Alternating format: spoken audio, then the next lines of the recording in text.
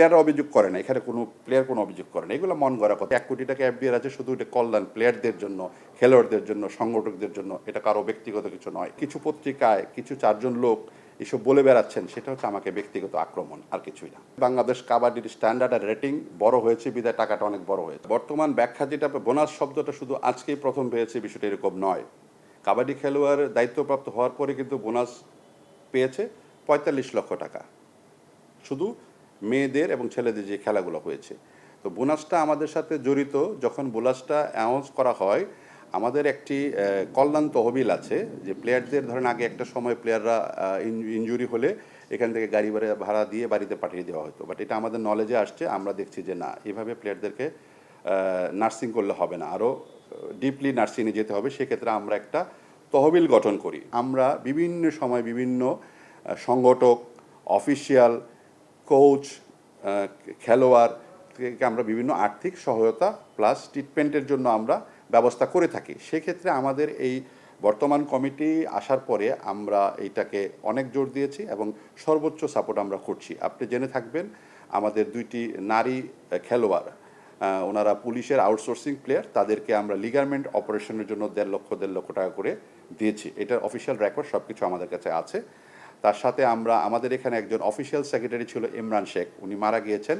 এখানে উনি 25 বছর সময় দিয়েছেন, যাওয়ার পরে ওনাকে আসলে কোনোভাবেই সম্মান দেওয়া হচ্ছিল না বা উনি পান নাই। তা আমাদের এটা নজরে আসছে। আমরাই বর্তমান কমিটি যখন এটা আমাদের নজরে আসছে, তখন আমরা কিন্তু ওনার ফ্যামিলিকে আমাদের সামর্থ্য অনুযায়ী 2 লক্ষ টাকা আমরা ওনাকে আর্থিক সহায়তা দিয়েছি। এবং আমাদের একজন পুরাতন প্লেয়ার, সাবেক খেলোয়াড় ইউনুস, ওনাকে আমরা কিন্তু 50,000 টাকা ওনার ট্রিটমেন্টের জন্য আমরা দিয়েছি।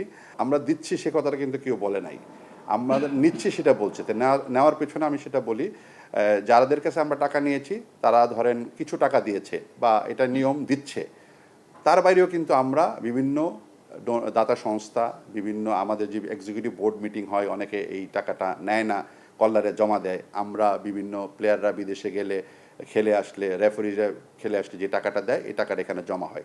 সেক্ষেত্রে এই টাকাটা জমতে জমতে আমাদের একটা স্পেসিফিক আলাদা অ্যাকাউন্ট করা হয়েছে, সেখানে আপনার বর্তমানে 1 কোটি টাকা এফডিআর আছে। আপনি আবারও বলছি, 1 কোটি টাকা এফডিআর আছে শুধু এটা কল্যাণ প্লেয়ারদের জন্য, খেলোয়াড়দের জন্য, সংগঠকদের জন্য, এটা কারো ব্যক্তিগত কিছু নয়। সেখান থেকে আমরা এই টাকাগুলো রেজ করেছি এবং সেখানে আরও কিছু টাকা আমরা আশা করছি আমরা খুব শীঘ্রই বিভিন্ন সিএসআর ফান্ড থেকে আমরা কালেক্ট করব এবং এই কল্যাণ তহবিলটা আমরা আরও স্ট্রং করব। এখন কিছু পত্রিকায় কিছু 4 জন লোক এসব বলে বেড়াচ্ছেন, সেটা হচ্ছে আমাকে ব্যক্তিগত আক্রমণ, আর কিছুই না। বাংলাদেশ কাবাডির স্ট্যান্ডার্ড আর রেটিং বড় হয়েছে বিদায় টাকাটা অনেক বড় হয়েছে। প্লেয়াররা অভিযোগ করে না, এখানে কোনো প্লেয়ার কোনো অভিযোগ করে না, এগুলো মন গড়া কথা। আপনি কোনো ওয়ান সাইডেড লিখে ফেললে তো হবে না। আমার প্লেয়াররা সর্বোচ্চ সহযোগিতা পাচ্ছে কাবাডি ফেডারেশন থেকে। আপনি যদি